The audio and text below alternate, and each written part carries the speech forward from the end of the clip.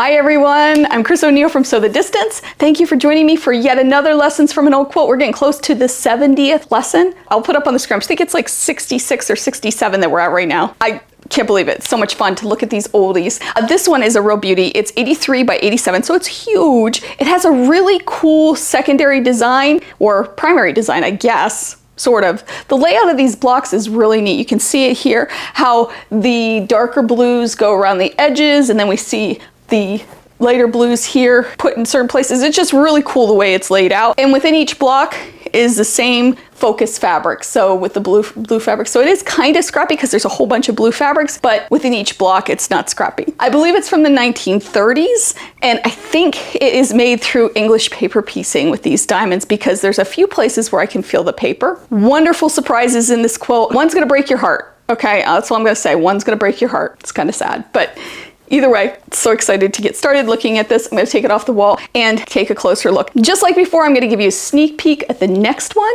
that I have coming up, which is actually right back here behind this one.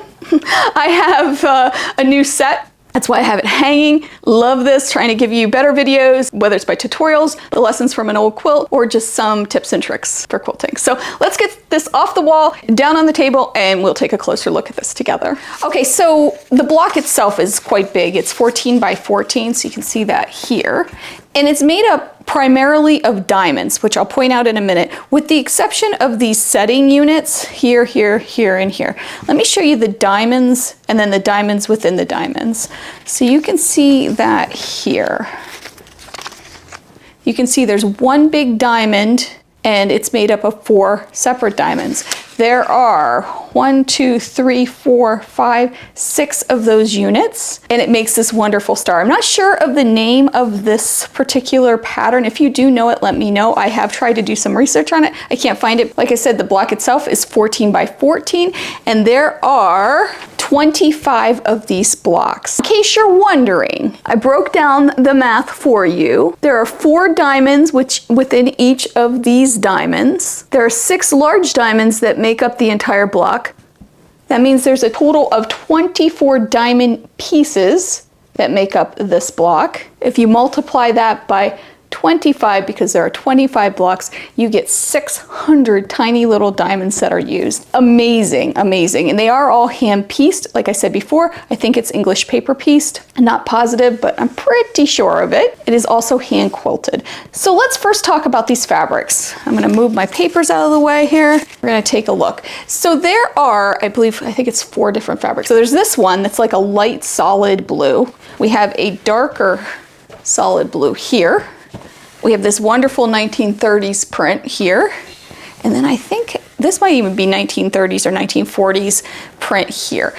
And they are strategically placed. You can see that in this graph that I made, or this picture that I made up of where they are at. It is so neat because it really is organized. There are also cornerstones, and the cornerstones are like a blue denim looking type of fabric. It does appear to be a little faded. The condition is fair. There are a lot of stains. There are a lot of areas where there's a lot of puckering, and it's been used. Again, we'll talk about that in a minute. It's gonna break your heart, so I'm gonna hold off on that for a bit. These background fabrics, however, are all kind of different. You can see this one has like a texture and is a little thicker. Some are thinner, some are just pieces of leftover fabric that was available. But the coolest thing about the fabric, let me see if I can find it. Hopefully it shows up here. Oh my goodness, right here. Can you see it? This is an upside down feed sack. Now I have a feed sack in case you're not aware of what they are. Let me show you. So this is a feed sack that I got at an auction.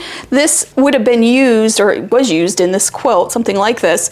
It was turned over, so the back side, so the printing side was down, and you can see that here. We see that in a few different places in this quilt. I think it's salt bags because it looks like it spells out salt. I love this, I love this. I love this part because this is something that the maker was trying to probably mask or hide in some way, but to me it becomes one of the most interesting parts about this quilt. All right, let's talk about the quilting. The quilting is kind of big stitches. It's about 6 stitches per inch, but I mean, it's really thick fabric in some places, so you kind of get it. Also, there are pencil marks. There are pencil marks all over this, both underneath the quilting and then also where it looks like they were going to quilt but changed their minds. So we see a lot of that in this quilt. So cool. The sashing strips appear to be all the same fabric or the same weight of fabric. They are pieced, however, and they are 2 inches wide finished. Now let's talk about the back. We'll go to the back next because it's bad. All right, so this backing appears to have spray paint all over it. I have a feeling it was in a garage and used for a drop cloth for painting. Breaks my heart because it's in really bad shape on the back here. And I was reluctant to wash this before showing this to you just because I'm not 100% sure that this isn't some bleeding from these blue fabrics. I'm gonna test some of the fabrics before I wash them.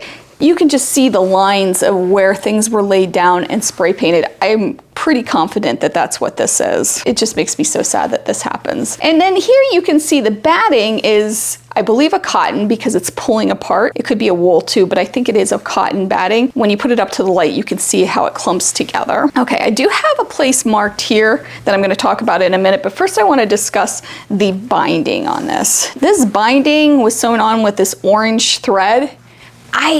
I don't know if this was added later or if this is what they had. Either way, it did its job. It's just kind of messy, but it did hold it together. I'm not sure exactly what happened here. The thread kind of looks thick. Maybe it was finished later, or maybe it was replaced. The binding was replaced to preserve the quilt. I'm not sure, but this weird orange thread is an interesting choice. And that brings me to the spot that I put a pin in just to see. We can see a little bit of orange quilting, and it doesn't seem to make any sense as to why they would do that, why they would use orange thread on the front. It doesn't appear to be in a repair. There's a few spots like that. I just don't get it. All right, let's flip it back around. There's a few more things I want to show you.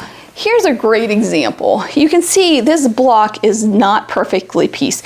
It doesn't matter because when you see the quilt as a whole, you do not notice that. That's why we need to give ourselves a break with some of this stuff, because look at this, this is not on point. You know, this is a little off, but it doesn't matter because when you're looking at it all together, you can't tell.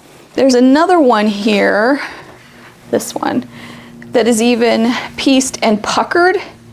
And I do think that's because of the thickness of the fabric here too, but you can see it really doesn't matter. I mean, when you look close, you're like, oh, that's a little off, but it doesn't matter. All right, so let's move on to the lessons that we can learn from this quilt. Number 1 is that we can learn that sometimes the things we hide or try to hide are the most interesting things. For example, the feed sacks being turned upside down. What the heck, that was so awesome. I mean, I'm sure the maker wanted to hide those, well, maybe I'm not sure. I think, maybe, that the maker wanted to hide the writing on those feed sacks, but to me, that just adds so much more interest to this beauty. And let's just talk for a minute about the binding. Not spectacular, right? It's not the best looking binding I've ever seen in my life, but it worked. It served its purpose. It held it together. So sometimes we get stressed out about things in our quilting that it's functional. We might not have the best skills with that, but that's okay because it's doing its job. And the binding is a great example of that. It's not great. It's not what we would call pristine. Who cares? Because it worked. It held everything together. Sometimes we just need to get over ourselves,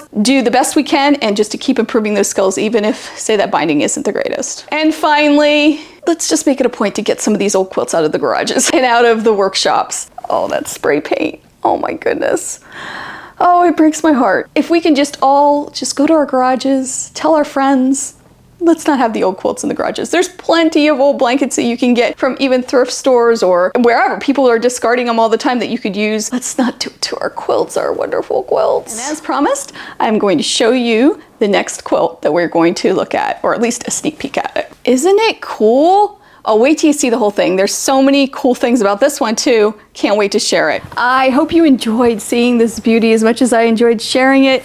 I love it. I think it's such a cool quilt. Hope you do too. I am gonna wash it. I will put a short video up of it after I do wash it so you can see hopefully a transformation. Hopefully nothing bleeds. Maybe I'll test some of those fabrics before I throw it in. I have so much more information on this quilt on my blog. I also have some extra lessons that I didn't include in this video. I'd also like to hear from you. What do you think we can learn from this quilt that I didn't talk about? I'd love to hear it. I have some tutorials coming up, more lessons from an old quilt, and some more tips and tricks. So stay tuned for those. I hope you have a wonderful day. I hope you take some time to sew, and I'll see you real soon. Bye.